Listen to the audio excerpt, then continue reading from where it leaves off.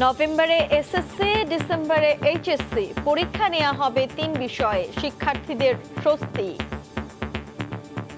পরিস্থিতি অনুকূল হলে সীমিত পরিসরে ৩টি নৈর্বাচনিক বিষয়ের উপর পরীক্ষা গ্রহণ করার পরিকল্পনা গ্রহণ করা হয়েছে। সরকার যদি পরীক্ষা নেয় তাহলে আমাদের আসল মূল্যায়নটা হবে। আমরা চাই যেভাবে হোক পরীক্ষাটা নেওয়া হোক। টিকার বয়স সীমা এবার ৩৫ থেকে কমিয়ে ১৮ করার চিন্তা ভাবনা। বছরের উপরে দেওয়ার পিছনের যুক্তি হলো আমাদের ছেলে মেয়েদেরকে তাড়াতাড়ি স্কুল কলেজে পাঠাতে চাই। করোনায় মৃত্যুর মিছিল বাড়ছেই, ঢাকার বাইরে আজও ১.৫ শতাধিক মৃত্যু। অক্সিজেনের অবস্থা খুবই শোচনীয়, সকালবেলা পাওয়া গেলে বিকেলবেলা আর পাওয়া যায় না। সবাই গায়ে গায়ে মিশে এই কোভিড টেস্টের স্যাম্পলটা গ্রহণ করতেছি। দেখছিলেন প্রধান শিরোনাম, দুপুরের সময় সঙ্গে আছি আমি তানজিলা খারমিম। এবার অন্যান্য শীর্ষ সংবাদ।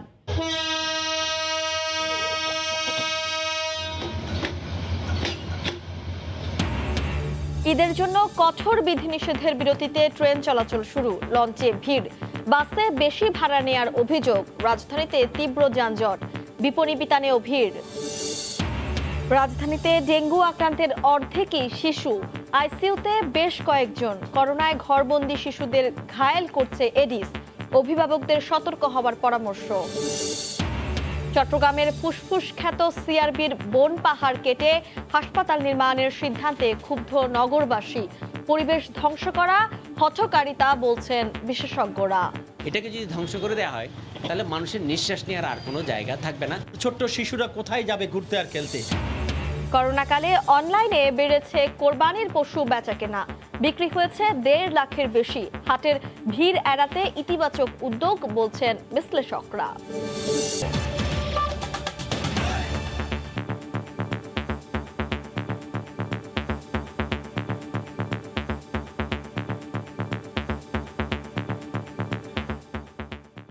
কিছুটা অনিশ্চয়তা কাটিয়ে নভেম্বরে এসএসসি এবং ডিসেম্বরে এইচএসসি পরীক্ষা নেওয়ার কথা জানিয়েছে শিক্ষা মন্ত্রণালয়। সকালে ভার্চুয়াল সংবাদ সম্মেলনে শিক্ষামন্ত্রী দীপু মনি জানান, করোনা পরিস্থিতির উন্নতি হলে সংক্ষিপ্ত সিলেবাসে ৩টি বিষয়ে নেওয়া হবে পরীক্ষা। আর যদি সম্ভব না হয় তবে আগের পরীক্ষার নম্বর এবং অ্যাসাইনমেন্টের ভিত্তিতে ফলাফল নির্ধারণ করা হবে। এদিকে শিক্ষার্থীরা বলছেন, সংক্ষিপ্ত সিলেবাসে হলেও তারা পরীক্ষা দিতে চায়।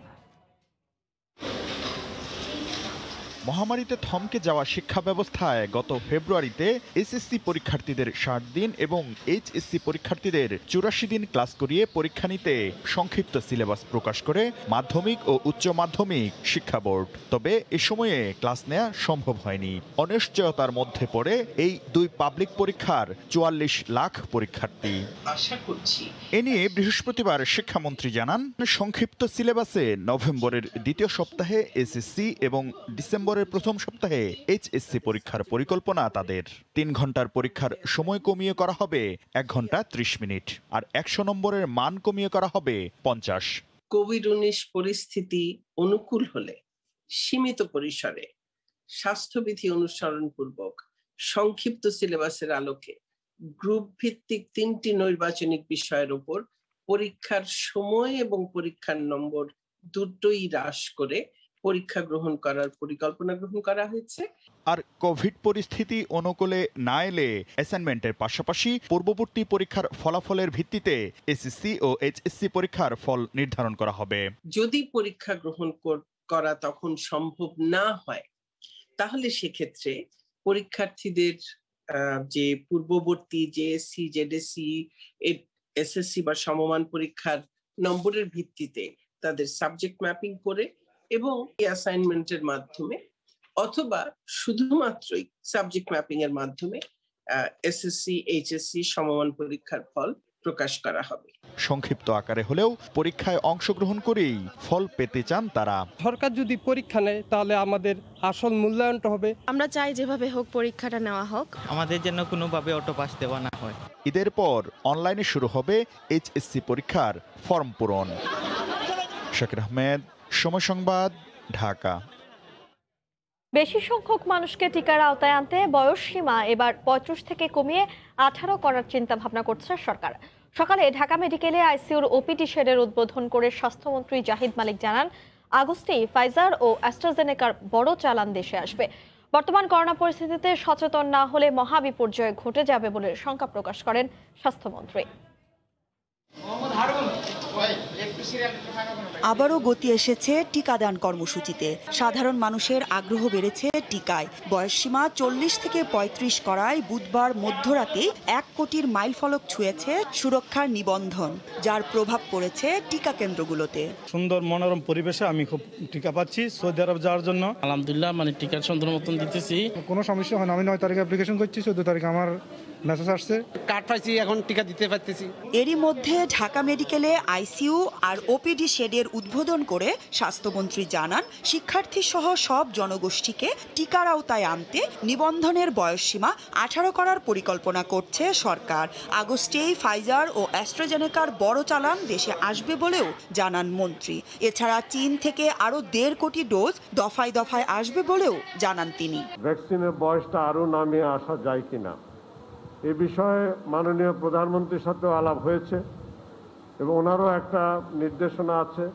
আমাদের টেকনিক্যাল কমিটিও কালকে জানিয়েছে যে আমরা 18 বছর বয়স পর্যন্ত আমরা ভ্যাকসিন দিতে পারি, 18 এবং তার ঊর্ধ্বে। আমাদের ইচ্ছা হলো এই 18 বছরের উপরে দেওয়ার পিছনের যুক্তি হলো যে আমরা আমাদের ছেলে মেয়েদেরকে তাড়াতাড়ি স্কুল কলেজে পাঠাতে চাই। মন্ত্রী জানান, দেশে সরকারি হাসপাতালে 25% শয্যা আর আইসিইউ খালি আছে, তাই সচেতন না হলে মহাবিপর্যয় ঘটে যাবে। আমাদের সারা দেশে যে বেড রয়েছে 15,000, সেই 15,000 বেডের মধ্যে এখন পর্যন্ত 75% বেডে রোগী আছে এবং 75% আইসিইউ অকুপাইড রোগী আছে। যদি সংক্রমণের হার না কমে তাহলে স্বাস্থ্য সেবায় বিরাট চাপ পড়বে, বিপর্যস্ত হবে, আমাদের অর্থনীতি বিপর্যস্ত হবে, মানুষের জীবন বিপর্যস্ত হবে। জেলা পর্যায়ে আরো 5,000 বেডের আইসোলেশন সেন্টার করা হবে বলেও জানান জাহিদ মালেক। মৌসুম ইসলাম, সময় সংবাদ, ঢাকা। করোনায় মৃত্যুর মিছিল থামছে না। গত 24 ঘন্টায় ঢাকার বাইরে মারা গেছেন 181 জন।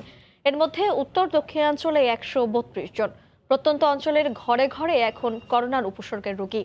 এর মধ্যে সাধারণ মানুষের ঈদযাত্রায় পরিস্থিতি আরও ভয়াবহ হওয়ার শঙ্কা স্বাস্থ্য বিভাগের।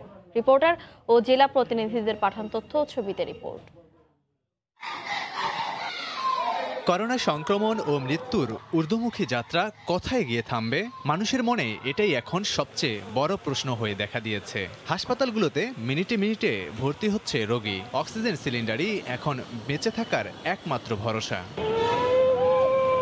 ডেল্টা ভ্যারিয়েন্ট ছড়ানোর পর থেকেই কঠোর বিধিনিষেধেও দৈনিক মৃত্যু 200 ছাড়িয়েছে। গতবারের মতো এবারের ঈদযাত্রাতেও সংক্রমণের ঊর্ধ্বগতির আশঙ্কা স্বাস্থ্য বিভাগের। মুশকিল হচ্ছে, সামনে কোরবানির ঈদ আছে, সেখানে কিন্তু জনগণ যদি স্বাস্থ্যবিধি না মানে তাহলে গত রোজার ঈদের প্রায় 1 সপ্তাহ পর আমরা যে ঊর্ধ্বগতি দেখেছিলাম, এখানে সেই ঊর্ধ্বগতি হওয়ার একটা আশঙ্কা থেকে যাচ্ছে। আইসিইউ আর শয্যা পেতে ত্রাহি ত্রাহি অবস্থা রোগীদের। শ্বাসকষ্ট নিয়ে বেঁচে থাকা কঠিন হয়ে পড়েছে। গত 24 ঘন্টায় রাজশাহী মেডিকেলের কোভিড ইউনিটে 19 জন মারা গেছেন।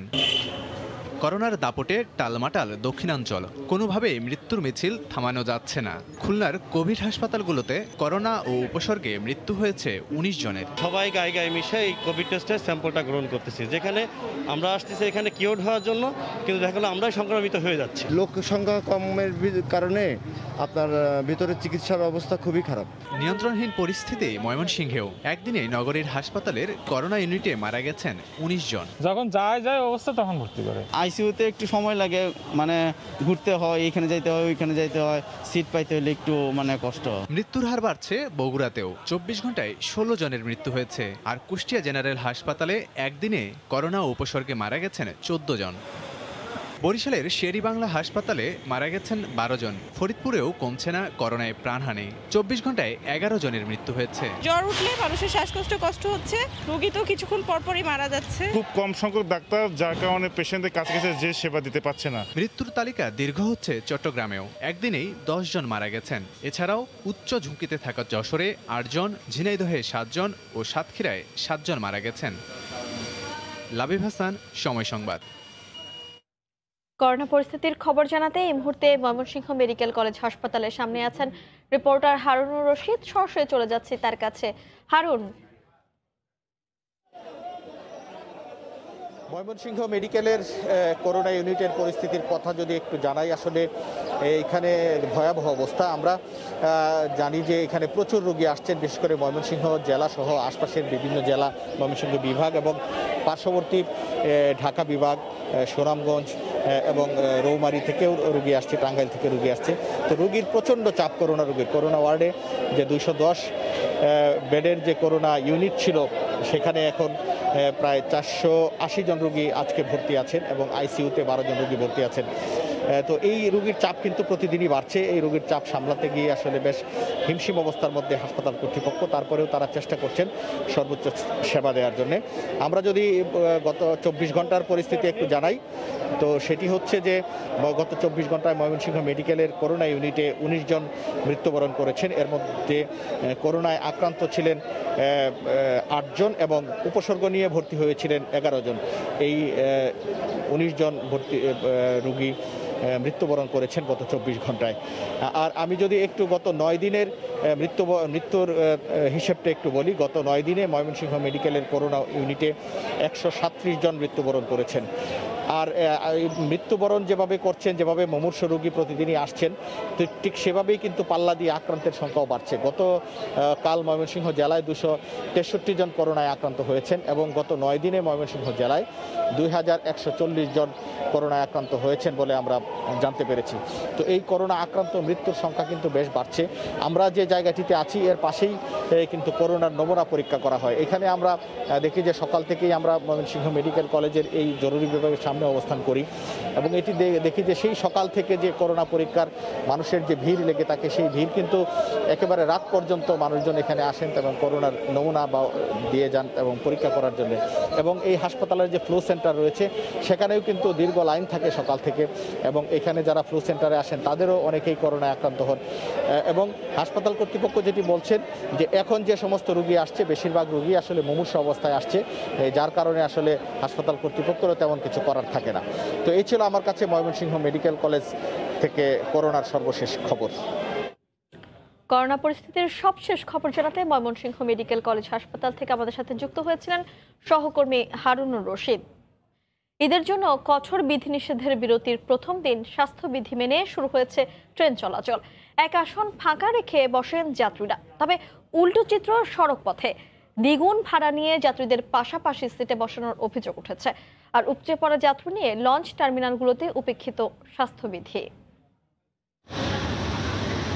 দাঁড়িয়ে থাকা ট্রেনে করা হচ্ছে স্প্রে। এভাবে যাত্রার পূর্বে কমলাপুরে সব ট্রেনকে করা হচ্ছে জীবাণুমুক্ত। স্টেশনের প্রবেশ মুখেই যাত্রীদের দেওয়া হচ্ছে স্যানিটাইজার। মাস্ক ছাড়া কাউকে প্রবেশও করতে দেওয়া হয়নি। এক আসন ফাঁকা রেখেই বসছেন যাত্রী। শারীরিক দূরত্ব বজায় রেখে আমাদেরকে ঢুকাইছেন। যখন ভিতরে ঢুকছি খুব সুন্দরভাবে সিকোয়েন্স মেনে ওনারা আমাদেরকে এক সিট ফাঁকা রেখে রেখে আমাদেরকে বসাইছেন। স্বাস্থ্যবিধি মেনে আমরা চলতেছি আর খুব ভালো পরিবেশ।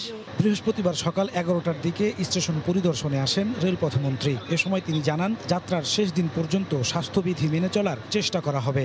যেভাবে স্বাস্থ্যবিধি মানে আমাদের একটা সিট খালি রেখে সেটা আমরা যাত্রা সেভাবে শুরু করলাম। লোকাল ট্রেনগুলিতে কিছু কিছু ব্যত্যয় হচ্ছে, এরপরেও আমরা চেষ্টা করছি যাতে মানা যায়।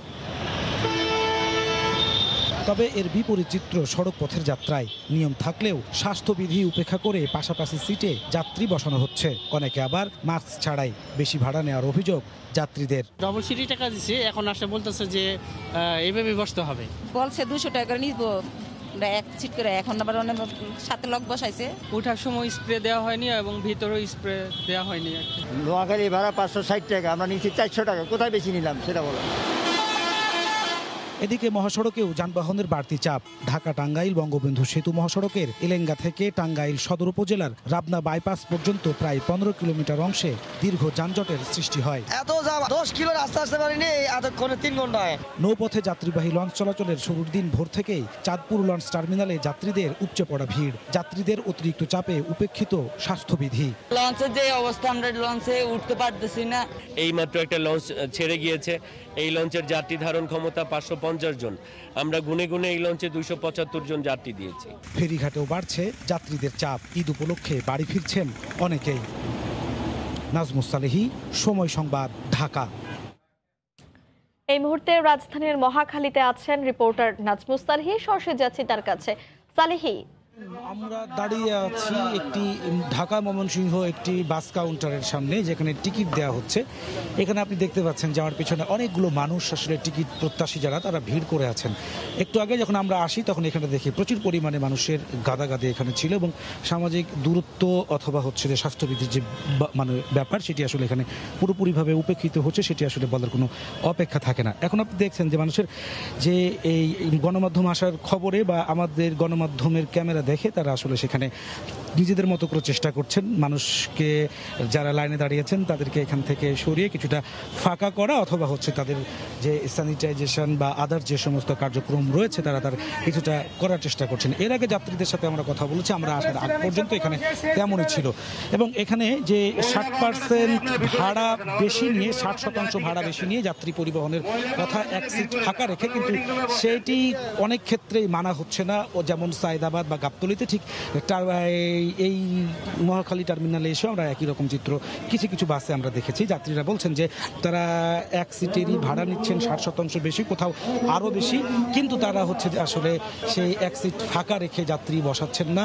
অনেকটা জোর করেই অনেকেই বলছেন যে যাত্রী হিসেবে তারা প্রতিবাদ করার চেষ্টা করেছেন, কেন আসলে এখানে 2 সিটে পাশাপাশি যাত্রীকে বসানো হচ্ছে, কিন্তু এখান থেকে নাকি বলা হচ্ছে যে তারা এমনকি আসলে যে তারা এখন পাশাপাশি আসলে যেতে হবে, কোনো উপায় নেই।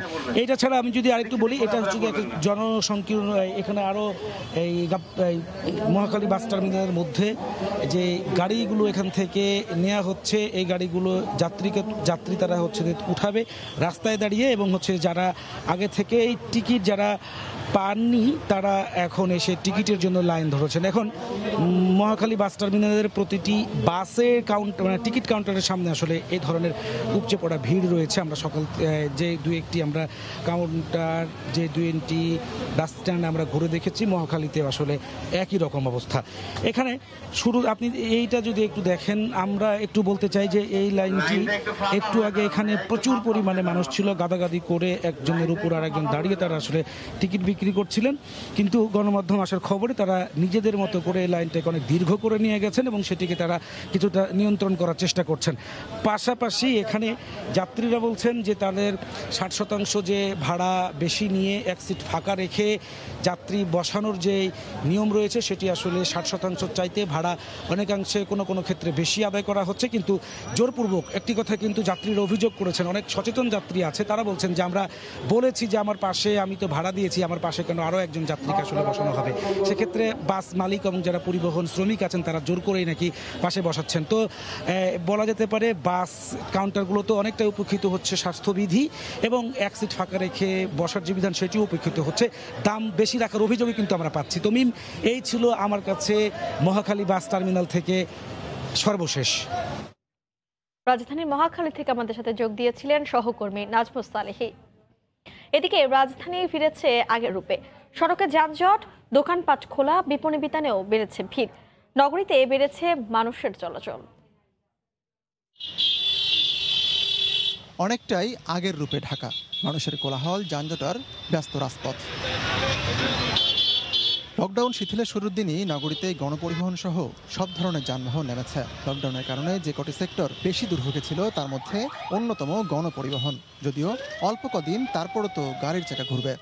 বসেছিলাম, কোনো কাজ কাম নাই, সারার উপলক্ষে মনে করেন আমাকে ভালো হয়েছে। 8 দিনের যে শিথিলতা, সে কারণে স্বস্তি যেমন আছে তেমনি অস্বস্তিও আছে। খিদে ঘরমুখ মানুষের কারণে নগরীতে যাত্রী কম। 2 সিটে তো 2 জন বইবার দেয় না, 2 সিটে 1 জন। আবার উল্টো চিত্রও আছে, অনেক পরিবহন স্বাস্থ্যবিধি মানছে না, যাত্রী উঠছে গাদাগাদি করে।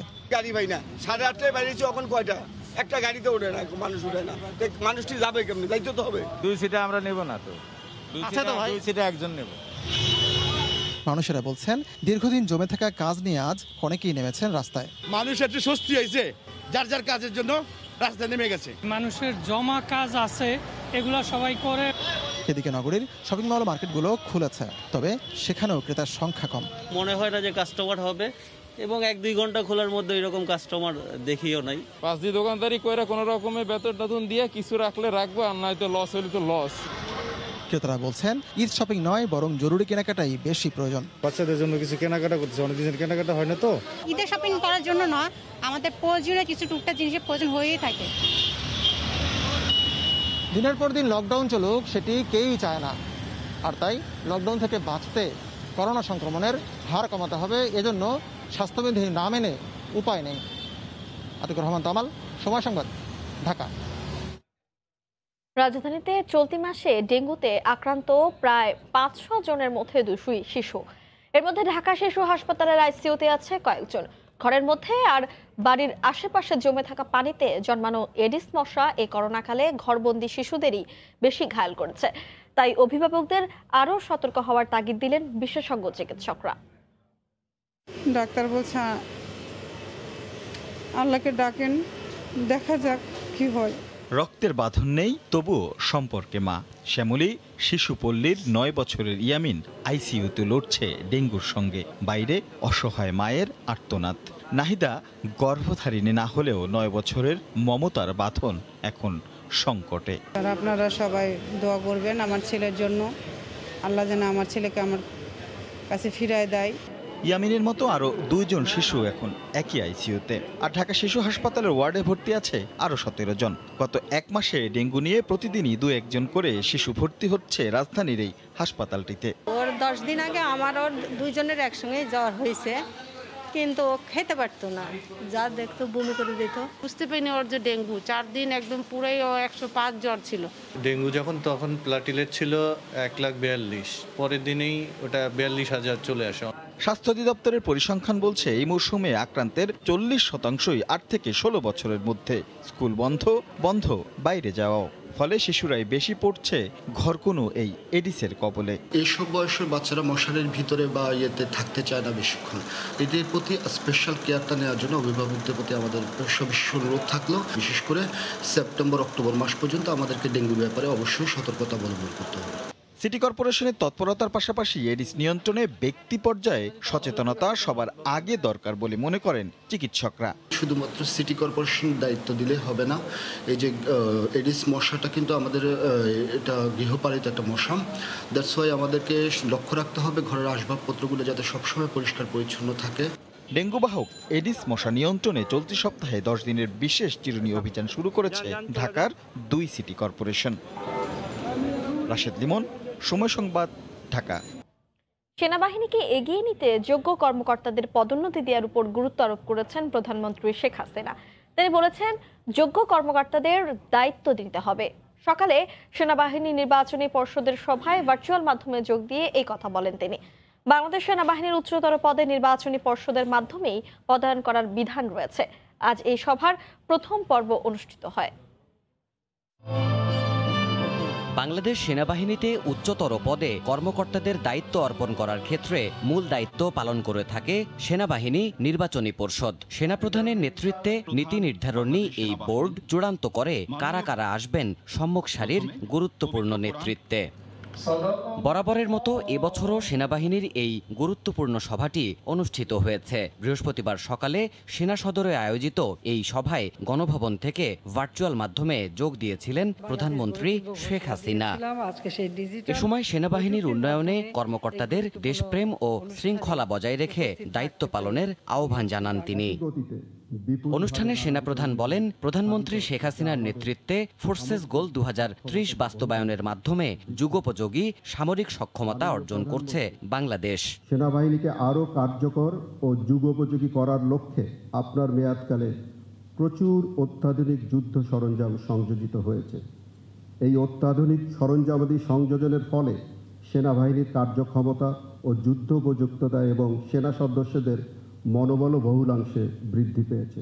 তিনি জানান, কর্তব্যবোধ ও নিষ্ঠার সাথে পদস্থ কর্মকর্তাদের পদায়ন নিশ্চিত করবে নির্বাচনী পর্ষদ। এই নির্বাচনী পর্ষদ সততা, কর্তব্যবোধ, নিষ্ঠা ও আন্তরিকতার সাথে দায়িত্ব পালনে সর্বাত্মক সচেষ্ট থাকবে এবং পেশাগত দৃষ্টিভঙ্গি দিয়ে পদোন্নতি পর্ষদের কার্যক্রম পরিচালনা করবে। করোনা মহামারীর মধ্যেও নীতি নির্ধারণ সংক্রান্ত এই বৈঠক আয়োজনের অনুমতি দেয়ায় প্রধানমন্ত্রীকে ধন্যবাদ জানান সেনাপ্রধান। দেবাশিস রায়, সময় সংবাদ, ঢাকা। চট্টগ্রামে ঐতিহাসিক স্মৃতি বিজড়িত ও নির্মল প্রাকৃতিক পরিবেশে ঘেরা সিআরবিতে 500 শয্যার হাসপাতাল নির্মাণের তীব্র বিরোধিতা করেছেন নগরবাসী। বিশিষ্টজনরা বলছেন, শুধু প্রাকৃতিক পরিবেশ ধ্বংস নয়, পহেলা বৈশাখের মতো বিশাল আয়োজন হওয়া এই স্থানে হাসপাতাল নির্মাণ করা একটি হঠকারী সিদ্ধান্ত। আশরাফুল আলম মামুনের ক্যামেরায় বিস্তারিত জানাচ্ছেন ফেরদৌস লিপি। ব্রিটিশ আমলে স্মৃতিবিজড়িত রেলওয়ে ভবনের সামনে সবুজ পাহাড় আর তার ঢালে শতবর্ষী গর্জন, রেন ট্রি সহ নানা জাতের বৃক্ষরাজিতে সুসজ্জিত সিআরবি এলাকা হয়ে উঠেছে নগরবাসীর জন্য এক টুকরো নির্মূল পরিবেশের তীর্থস্থান। প্রতিদিনই শত শত মানুষ সকাল সন্ধ্যা এখানে আসেন সতেজ নিঃশ্বাস নিতে। নৈসর্গিক এই স্থানে শিরীষতলায় প্রতি বছর পহেলা বৈশাখ, পহেলা ফাল্গুন, এমনকি রবীন্দ্র নজরুল জয়ন্তীর মতো অনুষ্ঠানের আয়োজন করে সাংস্কৃতিক কর্মীরা। বাঙালির প্রতিটি উৎসবে পুরো এলাকা হয়ে ওঠে উৎসব মুখর। এমন এলাকায় হাসপাতাল নির্মাণ শুধু এই এলাকার পরিবেশের জন্য নয়, হাসপাতালের জন্য হঠকারী সিদ্ধান্ত বলে মনে করছেন নগরবাসী। বড় সবুজ বেল্ট আছে এখানে, এটা রক্ষা করা দরকার। আমাদের সিদ্ধান্ত নিতে হবে, আমরা কি রোগ চাই নাকি স্বাস্থ্য চাই, এই হাসপাতাল চাই। এটাকে যদি ধ্বংস করে দেওয়া হয় তাহলে মানুষের নিঃশ্বাস নেওয়ার আর কোনো জায়গা থাকবে না। ইট পাথরের এই নগরীতে একটু বুক ভরা নিঃশ্বাস নিতে নগরবাসী ছুটে আসেন এই সিআরবিতে। কিন্তু চট্টগ্রামের ফুসফুস নামে খ্যাত এই এলাকায় হাসপাতালের মতো স্থাপনা নির্মাণের পরিকল্পনা এখানকার প্রকৃতিকে ধ্বংসের পরিকল্পনা বলে মনে করছেন বিশিষ্টজনরা। হাসপাতালকে ঘিরে যে অনেকগুলো বাণিজ্য এখানে তৈরি হবে, সেগুলো কিন্তু এই যে সবুজটা কিন্তু এই লোড নিতে পারবে না। ছোট্ট শিশুরা কোথায় যাবে ঘুরতে আর খেলতে? আমার এখন আজকে করোনাকালে অক্সিজেনের জন্য মানুষ মারা যাচ্ছে। প্রাকৃতিক পরিবেশকে সমুন্নত রাখার জন্যই সিআরবির মতো করেই থাকবে। তবে রেলওয়ে কর্তৃপক্ষের দাবি, হাসপাতাল নির্মাণে প্রাকৃতিক পরিবেশে কোনো ক্ষতি হবে না। পরিবেশগত ইমপ্যাক্ট অ্যাসেসমেন্ট অলরেডি কনসালটেন্ট নিয়োগ আছে, দেখা হচ্ছে পরিবেশের কোনো বিরূপ প্রতিক্রিয়া হবে কিনা সেটাও আমরা পরীক্ষা করে দেখব। পরীক্ষা করে সেটার মেজার্স আমরা নিব। এরই মধ্যে সিআরবি এলাকায় হাসপাতাল নির্মাণের বিরোধিতা করে 18 জন বিশিষ্ট নাগরিক বিবৃতি দিয়েছেন। এছাড়া প্রধানমন্ত্রী বরাবর স্মারকলিপি দিয়েছেন বেশ কয়েকটি সংগঠন। ফেরদৌস লিপি, সময় সংবাদ, চট্টগ্রাম।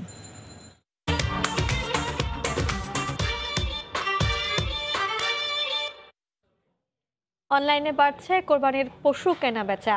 এর মধ্যে 1.5 লাখের বেশি পশু বিক্রি হয়ে গেছে।